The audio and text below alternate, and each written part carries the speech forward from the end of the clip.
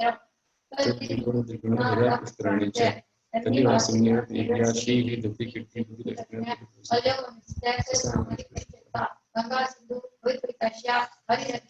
सीता सीता नारीमणिकांता सुवर्णपुरा रक्तरत्नदा सीतस्तमुखिलः पुरा शेषास्तपर्वः चतुर्दशभिः सहस्रकृता गंगा सिन्धवाद्यो नद्यः षड्विंशति योजनशतविस्तारा षट्चतुर्विंशति भागाजनस्य वर्षधवर्षविधिहन्तः उत्तरादक्षिणतुल्यः वर्तेरावती वर्तिः षोडशसमाप्तमस्तकिनः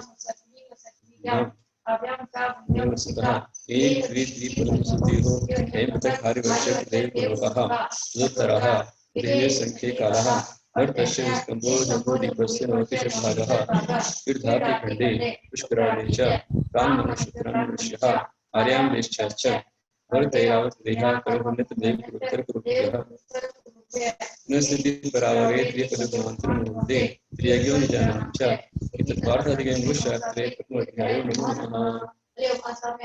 देव की जय।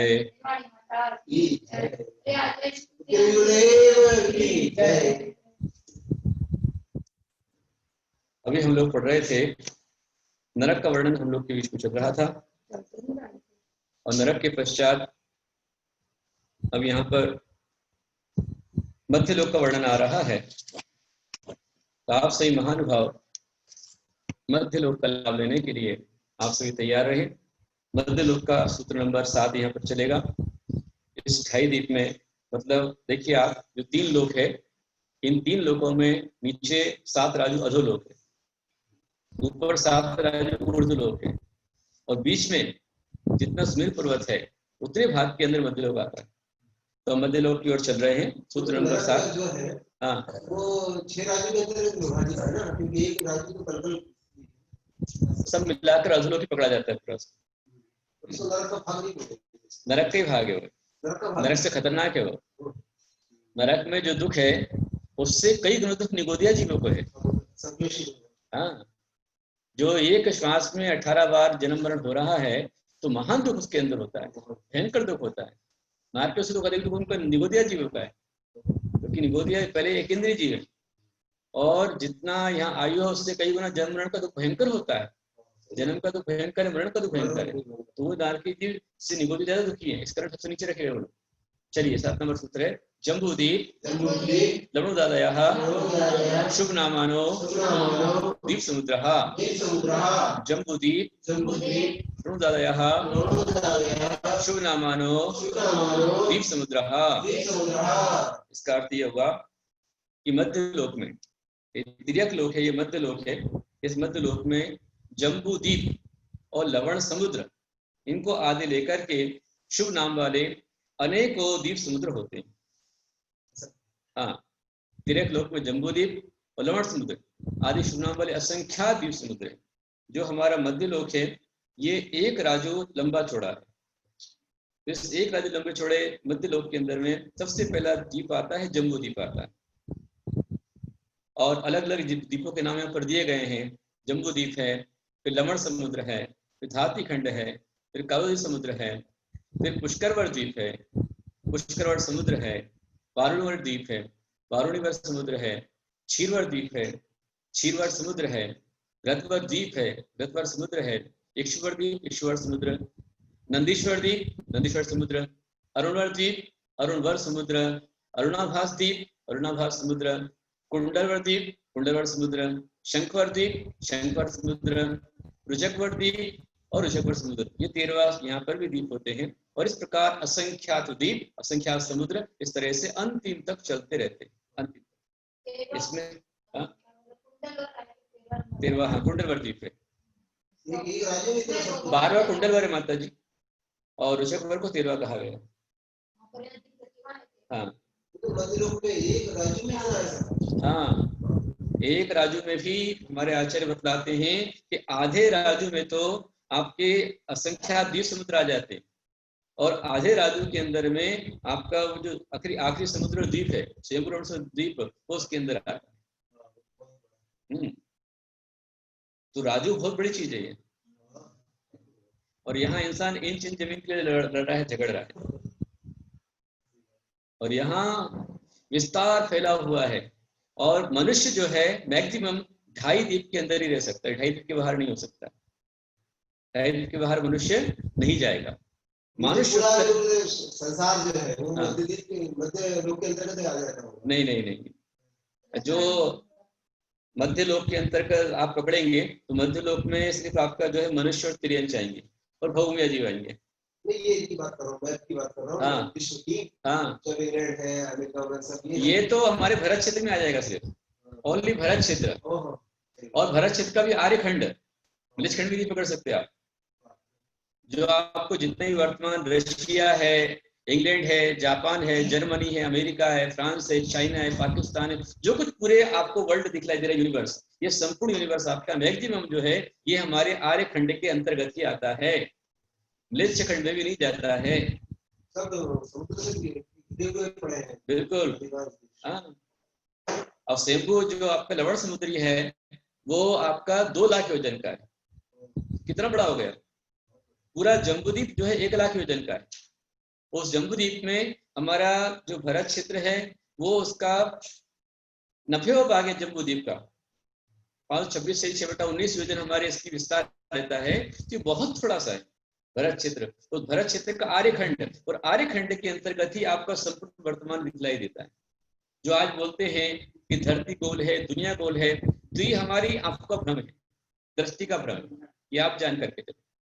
जैसे मैं आपको बताऊं कि आप जैसे देखोगे तो जो एरोप्लेन, हवाई जहाज बहुत बड़ा होता है जिसमें 350, 500, 600 यात्री बैठते हैं, आकाश में कैसा दिखता है वो? बिल्कुल चिड़िया के समान दिखता है, छोटा सा। और दूर तक हम देखते हैं तो ऐसा लगता है कि जैसे आकाश आसमान धरती पे लग गया हो हर तरफ से, तो इसलिए वो धरती गोल है ऐसा बोला जाता है, जबकि धरती गोल नहीं है। हाँ, ये जो है थाली के समान पूरा जम्बूद्वीप है। हमारा जम्बूद्वीप कैसा है? थाली के समान। जैसे थाली होती है, तिर्यक होती है और गोल होती है, इसी गोलाई में लेकर के ये हमारा जम्बूद्वीप है। और उसके बाद जितने भी हैं, लवण समुद्र है या जो समुद्र है, ये सारे के सारे समुद्र जो हैं ये सब चूड़ी के आकार में। अगला सूत्र इसमें आ रहा है, पढ़ेंगे हमारे साथ सूत्र नंबर 8। बोलिए। द्विर्द्विर विष्कम्भः पूर्व पूर्व परिक्षेपण्यो बलयाकृतयः। द्विर्द्विर विष्कम्भः पूर्व पूर्व परिक्षेपण्यो बलयाकृतयः। इसका अर्थ ये हुआ कि जम्बूद्वीप से दूने दूने विष्कम्भा, मतलब दूने विस्तार वाले विष्कम्भा, पूर्व पूर्व प्रक्षेपणों, और पूर्व पूर्व को परिक्षेप करते घेरता हुआ वलयाकृता, वलय की आकृति में द्वीप समुद्र होते हैं। वलय मतलब चूड़ी। हमारा जम्बूद्वीप क्या है? वो थाली के आकार का है। बाकी इसके अलावा जो भी है, चाहे लवण समुद्र हो और चाहे जितने द्वीप और समुद्र हो, बड़े बड़े हैं बड़े, लेकिन वे सब दूसरे विस्तार वाले हैं, सब दुगने दुगने हैं और पूर्व पूर्व को घेर करके वलय की आकृति में है। जैसे जम्बूद्वीप कितना है? जम्बूद्वीप कितना है? 1 लाख वजन का। उससे दूना लवण समुद्र, वो कितना हो गया? 2 लाख वजन का। फिर कालोदरी समुद्र, उससे दूना 4 लाख हो गया। दूरे में 4 पकड़ना। हाँ, बहुत सुंदर। ये जम्बूद्वीप का सुंदर सा नक्शा यहाँ पर शो किया हमारे भैया ने। तो अभी ये जो है आपका, आगे अपन इसको बताएंगे पूरा भारत क्षेत्र के जो हमको समझाने के लिए, उससे अपने को ये काम में आएगा। अभी हमको समझना है जो है 2.5 द्वीप का नक्शा आप निकालिए इसमें। मंटी भैया, 2.5 द्वीप का नक्शा यदि आपके पास में हो तो वो आप निकालेंगे, द्वीप समुद्र का निकालेंगे, समझ में आएगा, उसके अंदर में अच्छे समझ में आएगा, है ना। वो देखिए आपके पास में यदि हो तो बहुत अच्छा होगा। तो मैं क्या बता रहा था कि जम्बूद्वीप है ना, ये कितने वजन का है? ये कैसा है?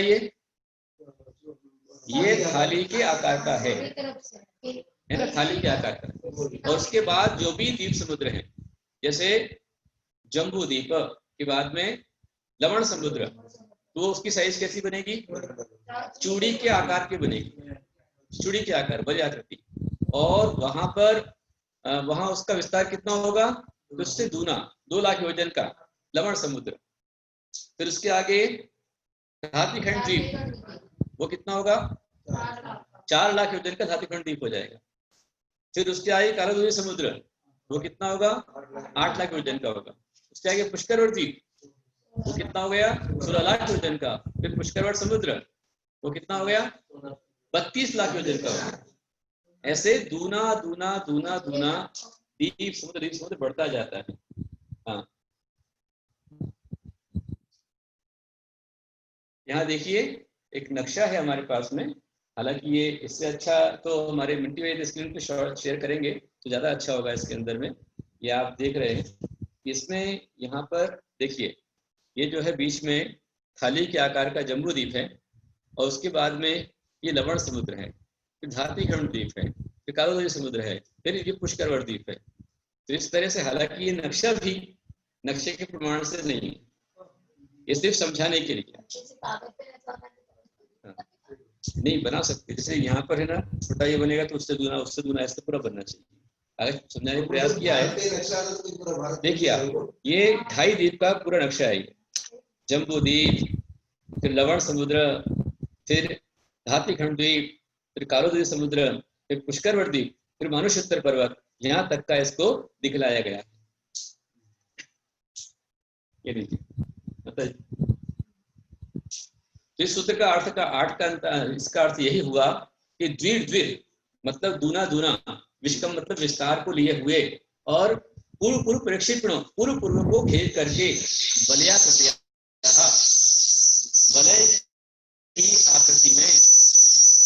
वलय की आकृति में यहाँ पर द्वीप और समुद्र होते हैं। कितने होते हैं? तो असंख्यात हैं, नंबर लेस।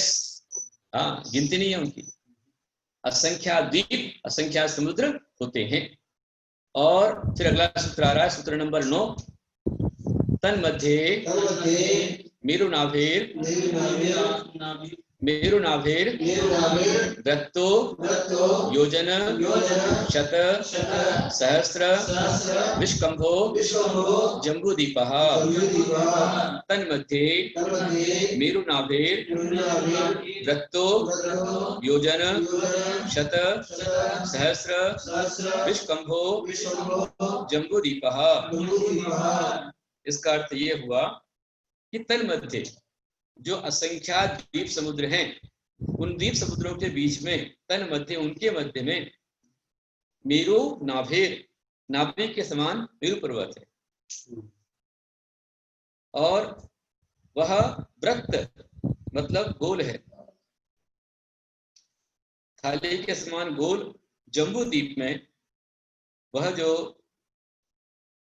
मेरु नाभि के समान है, और उनके बीच में सुमेरु पर्वत नाभि के समान माना जाता है, और उसको मतलब लेकर के 1 लाख योजन का थाली के समान जम्बू द्वीप होता है। जम्बू द्वीप का स्थान यहाँ पर आया है कि असंख्यात द्वीप समुद्रों के बीच उत्तर मध्य जम्बू द्वीप, और कितना है? 1 लाख योजन का जम्बू द्वीप होता है। ऐसा विस्तार में 1 लाख योजन है। जैसे थाली होती है, भाई थाली कितनी बड़ी है? तो 3 सेंटीमीटर की है, 5 सेंटीमीटर की है, 9 सेंटीमीटर की है, इस तरह लेते हैं ना आप थाली को, या 9 इंच की है, या 1.25 इंच की है, इस तरह की थाली होती है, प्लेट होती है। इसी प्रकार से जम्बूद्वीप कितना है? तो वहां से यहाँ का उसका जो विस्तार आएगा जम्बूद्वीप का, जैसे मान लीजिए कि यह एक गोल थाली है ना, ये समझाने के लिए गोल थाली है, तो इस थाली का यहाँ से यहाँ तक का विस्तार कितना होगा? तो वो आएगा 1 लाख योजन का आएगा, है ना। समझ में आ रहा है आपको? जैसे ये मैंने ये पकड़ा यहाँ पर, ये गोल है, तो गोल में यहाँ से लेकर के यहाँ तक का विस्तार जो होता है वो 1 लाख योजन का विस्तार होता है, और उस 1 लाख के बीचों बीच में बिल्कुल सेंटर में वहां पर होता है सुमेरु पर्वत। जी, इसमें बताया हुआ है जम्बूद्वीप का विस्तार और जम्बूद्वीप का आकार। हाँ, रेडियस, जम्बूद्वीप का विस्तार कितना है, रेडियस कितना है? तो वो जो है 1 लाख योजन का है, और बीच में जो है सुमेरु पर्वत उसके नाभि के समान बीच में उसमें खड़ा हुआ है। फिर उसके बाद में, हाँ, अब मिंटी भाई जो आपने स्क्रीन दिखलाया था वो काम में आएगा। 10 नंबर का सूत्र निकालिए। 10 नंबर, चलिए। भरत हेमवत हरि विदेह रम्यक हिरण्यवत हिरण्यव तैरावत वर्षः क्षेत्राणि भरत हेमवत हरि विदेह रम्यक हैरण्य वतैरावत वर्षः क्षेत्राणि। इसका अर्थ यह हुआ कि जो हमारा जम्बू द्वीप है, मिंटी भैया जो आपने पहले स्क्रीन दिखलाया था जम्बू द्वीप का, अब वो शेयर कीजिए यहाँ पर, वो बताइए। गुरुदेव 1 मिनट वो लोड हो रहा है गुरुदेव। हाँ कोई बात नहीं, चलेगा, इस पर अपन चलते रहेंगे। हाँ वो उस पर पूरा आ जाएगा उसका। तो जम्बू द्वीप में, हमारे इस जम्बू द्वीप के अंदर 7 क्षेत्र होते हैं। वो 7 क्षेत्र पहला आता है भरत क्षेत्र, फिर हेमवत क्षेत्र, फिर हरि क्षेत्र, विदेह क्षेत्र, रम्यक क्षेत्र, हिरण्यवत क्षेत्र और ऐरावत क्षेत्र। यहाँ हमारा भरत क्षेत्र है। भरत क्षेत्र के बाद हेमवत हरि, बीच में विदेह आ जाएगा, उसके बाद में रम्यक, हिरण्यवत और ऐरावत। ऐसे 7 क्षेत्र हमारे जम्बू द्वीप के अंदर होते हैं जो इस जम्बू द्वीप का विभाजन करते हैं। और इन क्षेत्रों में जो 7 क्षेत्र हैं, उन 7 क्षेत्रों का डिवीजन करने वाले, विभाजन करने वाले 6 कुलाचल पर्वत होते हैं। कुलाचल मतलब अचल पर्वत, बड़े बड़े पर्वत होते हैं, 6 पर्वत होते हैं। उनका सूत्र यहाँ पर आ रहा है, तद्विभाजिनः पूर्वा परायता हिमवन महाहिमवन निषद नील रुक्मी शिखरिणो वर्षधर पर्वतः। हमारे साथ आप बोलने का प्रयास करें सभी। तद्विभाजिनः पूर्वा परायतः हिमवन महाहिमवन निषद नील रुक्मी शिखरिणो वर्षधर पर्वतः। इसका अर्थ ये हुआ कि जो जम्बू द्वीप है थाली के आकार का, उस जम्बू द्वीप में पहले हमारे 7 क्षेत्र आते हैं और 7 क्षेत्रों के बीच में फिर और उनको डिवीजन विभाजन करने वाले 6 पर्वत आते हैं। तद्विभाजन उनका विभाजन करने वाले। पूर्व पर आयता मतलब पूर्व और अपर आयत लंबे, जैसे आप अब यहाँ पर देख पा रहे हैं, पूर्व से पश्चिम लंबे होते हैं। पूर्व अपर आयत मतलब लंबे। हाँ ये पर्वत आपको दिखलाई दे रहे हैं, क्षेत्र और परिक्षेत्र पर्वत यहाँ पर हैं। तो जो नीली आकार आपको दिखाई दे रहा है, बिल्कुल नीली ब्लू दिखाई दे रहा है, ये नीले आकार में यहाँ पर आपको दिखाई देगा, ये है पर्वत। और जो ब्राउन कलर के हैं ये सब इसके अंदर क्षेत्र हैं। सबसे नीचे आप आइए, सबसे नीचे, तो वहां पर आपको दिखलाई देगा भरत क्षेत्र। थोड़ा सा ऊपर कीजिए, नीचे से हल्का सा थोड़ा स्क्रीन को ऊपर करेंगे समझ में आएगा। भरत क्षेत्र है, उसके बाद में हेमवत, हिमवत जोन है, मतलब हेमवत पर्वत है। उसके बाद में तो जो आपको दिखलाई दे रहा है हेमवत, भरत क्षेत्र, फिर हेमवत क्षेत्र, फिर हरि क्षेत्र और विदेह क्षेत्र जोन लिखा है वहां पर, और फिर रम्यक है, हिरण्यवत है और ऐरावत है। इन्हीं के पीछे माउंटेन बने हुए हैं जिसको माउंटेन कहा जाता है। तो ये माउंटेन आपको दिखलाई दे रहे हैं यहाँ पर।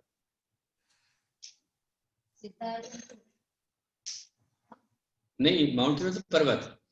तो भरत क्षेत्र के आगे होता है हिमवान पर्वत, फिर भरत के बाद में हिमवान के बाद में आएगा हेमवत क्षेत्र, तो वहां पर आ जाएगा महाहिमवान पर्वत, महाहिमवान माउंटेन आ गया। फिर आ गया हरि जोन, हरि क्षेत्र आ गया। उसके बाद में हरि के बाद में आ जाएगा यहाँ पर निषद आ जाएगा, निषद माउंटेन आ गया, देखिए आप निषद। उसके बाद में विदेह क्षेत्र है, और विदेह क्षेत्र में भी यहाँ पर एक विशेष पर्वत बना हुआ है और बीच में सुमेरु बताया हुआ, सुमेरु जो आपके पैरों में दिखलाया जा रहा है, ये सुमेरु लिखा हुआ है, आप देख पा रहे हैं, सुमेरु पर्वत है। हाँ उसके बाद में फिर बाद में आता है विदेह के बाद नील माउंटेन आता है, नील पर्वत, नील माउंटेन। फिर रम्यक क्षेत्र है, रम्यक जोन। फिर रम्यक के बाद में यहाँ पर आता है रुक्मी माउंटेन, आता है रुक्मी माउंटेन जो हम यहाँ पर देख पा रहे हैं।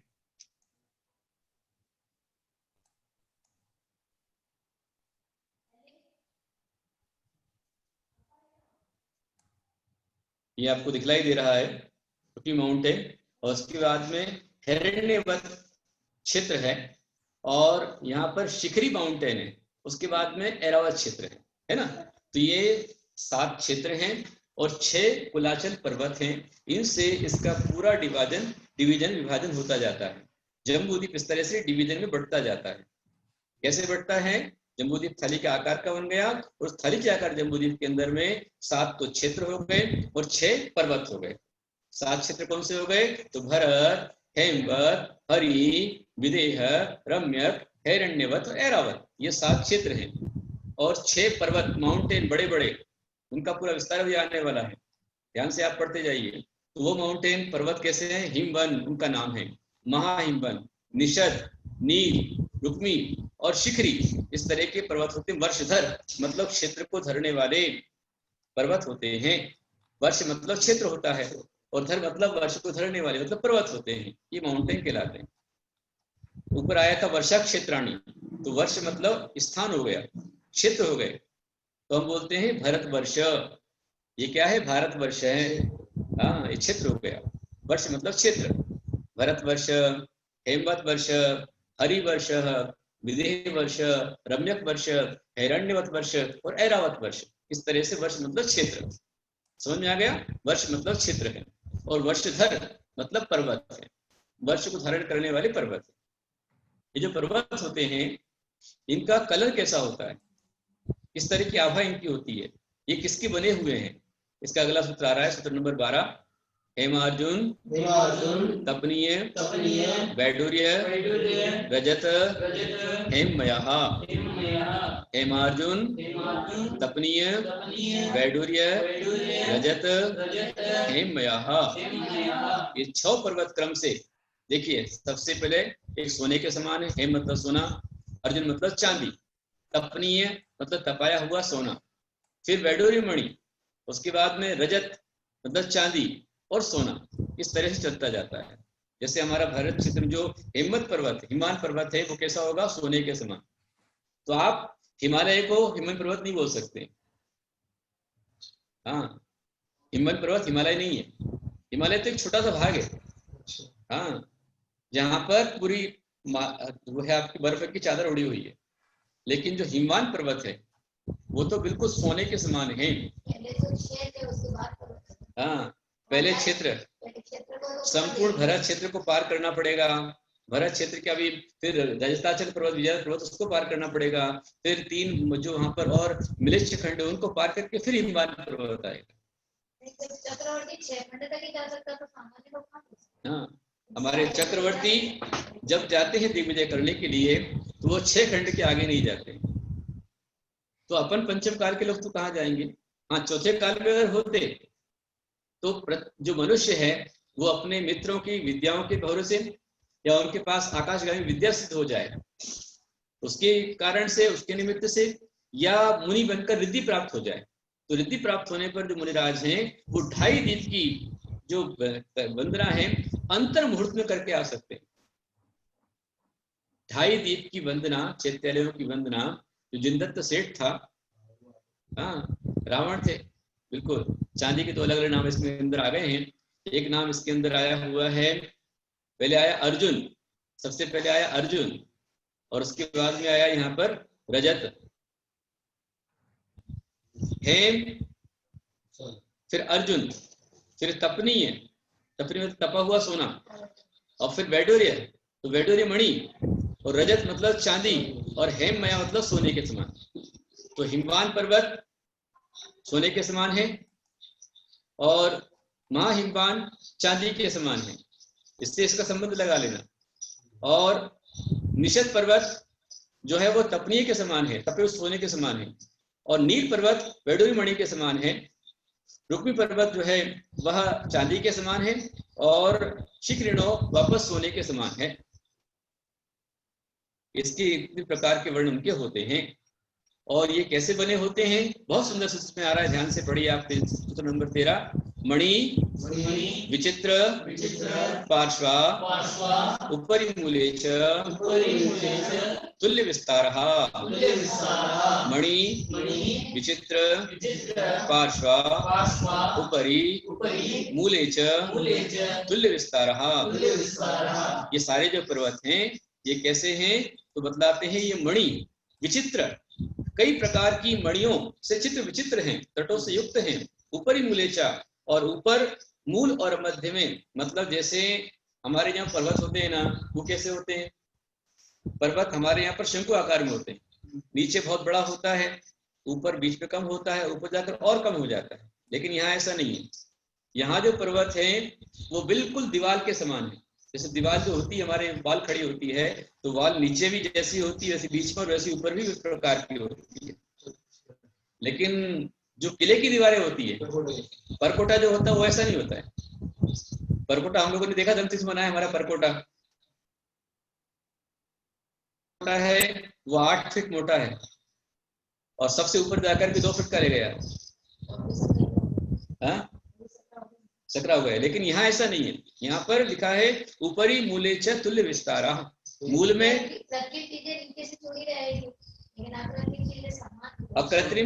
अकृत्रिम जो ही बना होता है, अनादि निधन है, किसी के द्वारा बनाया हुआ नहीं है। इस कारण से ये जो है संपूर्ण बिल्कुल दीवार के समान एक सरीखी इनकी जो है मोटाई होती है। जितना नीचे है उतना ही बीच में है, उतना ही ऊपर, इस तरह का ये होता है। थोड़ा सा आपके लिए टफ पड़ रहा होगा ये, क्योंकि आप लोग वर्तमान में जीने वाले हैं और जैन भूगोल से आप परिचित नहीं हैं। तीसरा अध्याय, चौथा अध्याय, ये समझने के लिए पहले दृढ़ श्रद्धा चाहिए, समय चाहिए, भक्ति चाहिए और उपयोग चाहिए। और ये जो शास्त्र है कल्पना नहीं है, ध्यान रखना, ये कोई कल्पना उपमाएं नहीं है। ये जो कुछ भी लिखा हुआ है तीर्थंकर भगवान की वाणी है, ये यथार्थ है। अरहंत भाष्यर्थम, जो कुछ अरहंत भगवान ने कहा है वही अर्थ है। गणधर देवेहम ग्रंथियम सब्बम, और गणधर भगवान के द्वारा सम्यक प्रकार से ग्रंथित है और आचार्य के द्वारा लिखा हुआ है। तो ये जो हम जैन भूगोल समझ लेते हैं, यदि आपने भूगोल को समझ लिया, ध्यान से पढ़ लिया, तो आप पंच परावर्तन के दुखों से बच जाएंगे। ये इसका फल है। यदि हम पंच परावर्तन से बचना चाहते हैं, संसार के आवागमन से बचना चाहते हैं, हम चाहते कि हमारा वास सिद्धालय में हो, तो हमें इसको समझना चाहिए जैसे वो हमारी अम्मा जी समझ रही है। देखिए, है ना, मणि विचित्र पार्श्वा उपरि मूले च तुल्य विस्तारः। ये जो पहाड़ हैं, पर्वत है, माउंटेन है, ये चित्र विचित्र मणियों के द्वारा बहुत सुनहरे रंग के दिखते हैं, अच्छा अच्छा रंग दिखाई देता है। और मूल में और ऊपर में और मध्य में, च से यहाँ मध्य पकड़ लेना, ऊपरी मूले च, तो ऊपरी मतलब ऊपर, मूले मतलब मूल में नीचे, और च से मध्य में, तो ऊपर भी, बीच में भी और नीचे भी, हर जगह से बिल्कुल समान तुल्य विस्तार इनका है।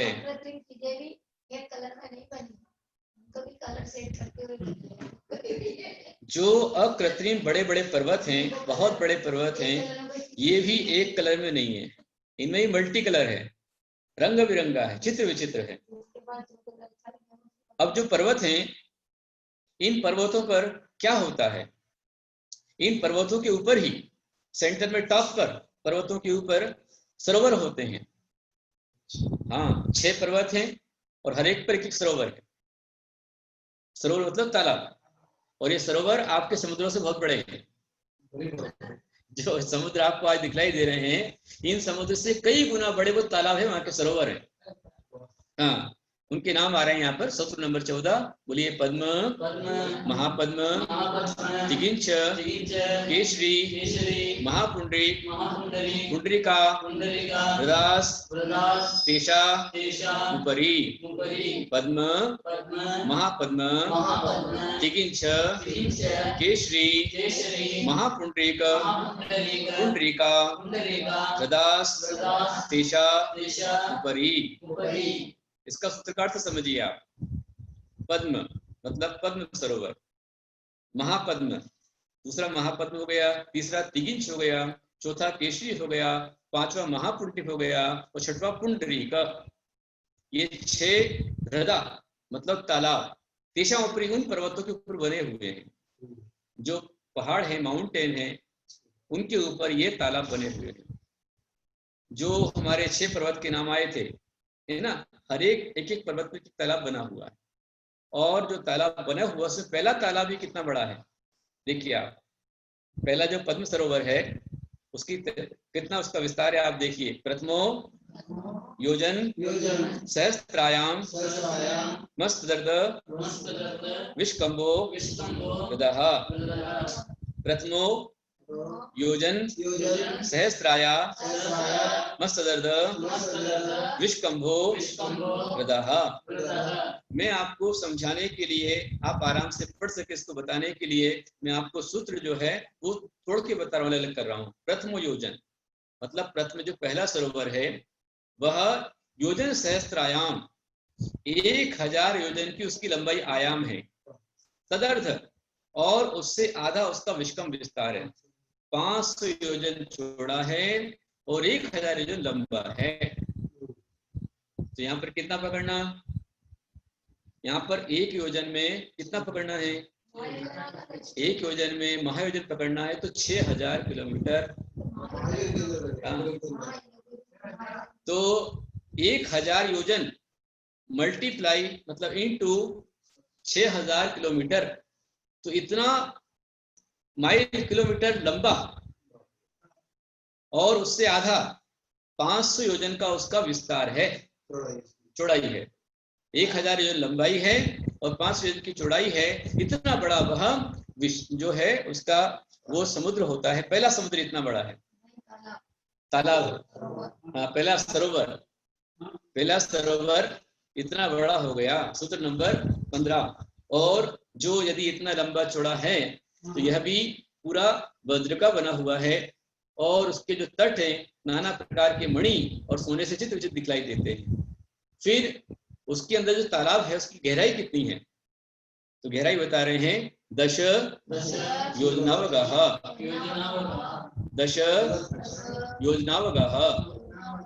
इसका मतलब ये हो गया कि जो समुद्र जो सागर मतलब सरोवर है, तालाब है, उस तालाब की जो गहराई है, डीपनेस है, गहराई कितनी है 10 योजन की गहराई है।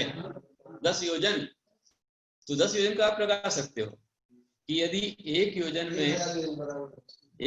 में 6000 किलोमीटर यदि हो रहा है तो 10 योजन में कितना हो जाएगा 6 किलोमीटर,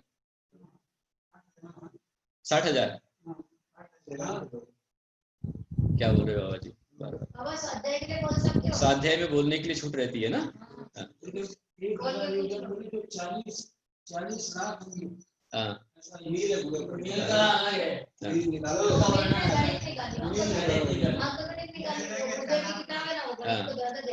एक योजन बोल रहे, 1 लाख योजन बोल रहे हो? योजन कितना? हाँ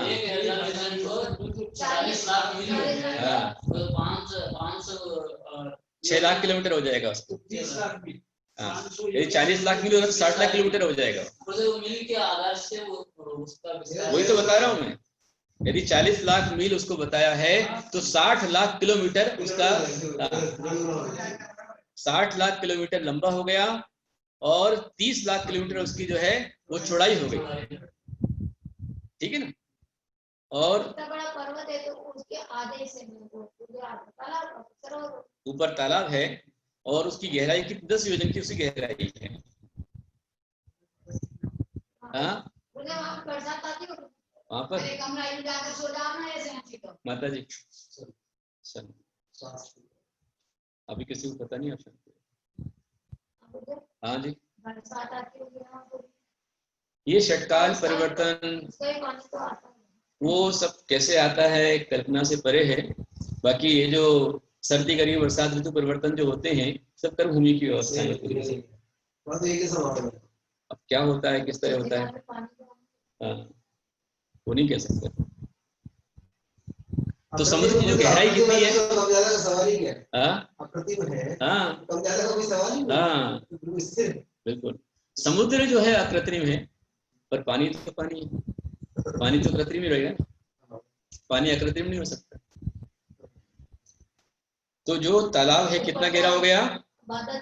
10 योजन की गहराई इसकी हो गई। तो 10 योजन की गहराई मतलब एक योजन में यदि 6000 किलोमीटर आ रहा है तो 10 योजन में 60,000 किलोमीटर की गहराई उस तालाब की हो गई।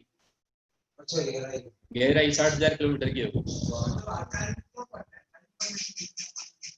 अरे वो वहाँ का है, उसका पानी बाबा जी, आपने भारत में सोच रहे हो? बाबा जी, समुद्र है। छिलक बाबा जी ने प्रश्न किया फिर अकाल क्यों पड़ता है? बाबा जी की हमारी बुद्धि जो है वो कुएं के अंदर की है। वहाँ का पानी यहाँ पे आएगा। पहले ये जान के चलो कि हमारे जो षटकाल परिवर्तन होते हैं, अकाल दुष्काल वगैरह होते हैं, ये मात्र भरत ऐरावत क्षेत्र के अंदर ही होते हैं। हाँ, पद्म सरोवर का पानी तो गंगा समुद्र नदियाँ किसी से निकलेगी ना। हाँ, जो विधेय क्षेत्र है वहां पर भी कभी अकाल नहीं पड़ता है, कभी दुष्काल नहीं होता, कभी सूखा नहीं पड़ता है, कभी बाढ़ नहीं आती, यहाँ पर समवृष्टि होती है, मारी नहीं होती है, भीति नहीं होती है, महामारी नहीं, फिर विकलत जीव वहां पर नहीं होते हैं। जैसे हमारे यहाँ पर डांस है, मच्छर है, मक्खी है, और बहुत कम रहेंगे, रेयर रहेंगे, बाकी नहीं होते। पर 14 नदियाँ गई, 7 सरोवर में से सरोवर में से निकल के आएगी। हाँ, निकल के आएंगी ना। इनका तो पानी फिर सभी जगह फैल ही रहा है। हाँ, अरे गंगा नदी कहाँ है? इसीलिए किस रूप में कहा है? यहाँ पे भी हो, वहाँ पे भी है। हाँ, तो उनके परिवार ने दिया तो बहुत है, एक इसने परिवार ने दिया तो रही। तो अब ये तालाब जो है, इन तालाब में क्या होता है?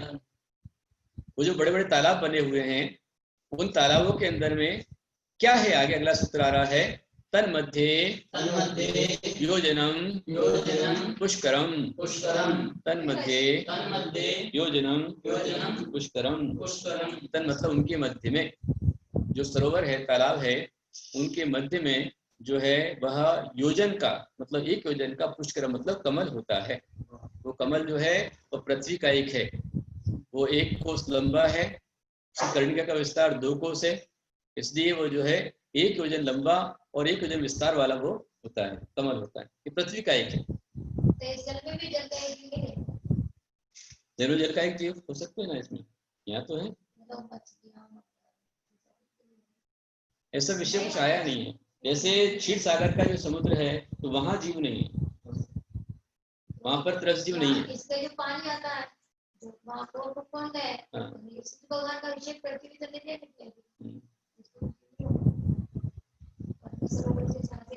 मैं नहीं बोल सकता है कि नहीं क्या। भगवान रहते हैं, भगवान के सब पानी मिलता है, उससे नदियों का विस्तार दो अलग तो जीव नहीं होंगे उसमें। तो ये जो है अपन ने जो हमने समझा कि जम्बूद्वीप के अंदर में 7 क्षेत्र, फिर क्षेत्रों के बीच में डिवीजन करने वाले 6 पर्वत कुलाचल, फिर हर एक पर्वत के ऊपर में एक तालाब है। उन तालाब के नाम हमने पढ़ लिए। वो जो तालाब है उसमें पहला जो तालाब है पद्म सरोवर है, वह तालाब ही उसकी व्यवस्था कितना आ गया कि वो 1000 योजन का लंबा है और 500 योजन का चौड़ा है। तो कितना उसको अपने पकड़ लिया कि 60 लाख किलोमीटर उसकी लंबाई हो गई और 30 लाख किलोमीटर की उसकी चौड़ाई हो गई, और साथ में जो है 60,000 किलोमीटर का उसका जो है गहराई, डीपनेस उसकी हो गई, गहराई उसकी हो गई। तो आज के समुद्र इस तालाब के बराबर नहीं। वही तो बोल रहा हूँ मैं, वही तो मैं आपसे कह रहा हूँ कि जो तालाब या कृत्रिम हैं उनके आगे हमारे आज की जो जितने भी समुद्र हैं, सी है, ये कहीं कोई ठहरते नहीं। ये भी फिर ऊपर है, नीचे तो है। हाँ, इनको ही पार कर जाते जहाज में आसानी से। और पर्वत की ऊंचाई बहुत ऊंचाई है। हाँ, आगे चलेंगे तो ये तालाब के अंदर सरोवर हो गया, सरोवर में अंदर में कमल हो गया। वो कमल कैसा है? तो 1 योजन विस्तार वाला उसमें कमल होता है। फिर उसके आगे बतलाते हैं तद द्विगुण रदः पुष्कराणि च, तद द्विगुण रदः पुष्कराणि च। तो आप समझ लीजिए, इसमें लिखा है तद द्विगुण, मतलब पहला बतला दिया पद्म सरोवर, उससे दुगना रथ और पुष्कर। जैसे यहाँ पर 1 योजन का पुष्कर था, 2 योजन का पुष्कर बनेगा, आगे 4 योजन का बनेगा।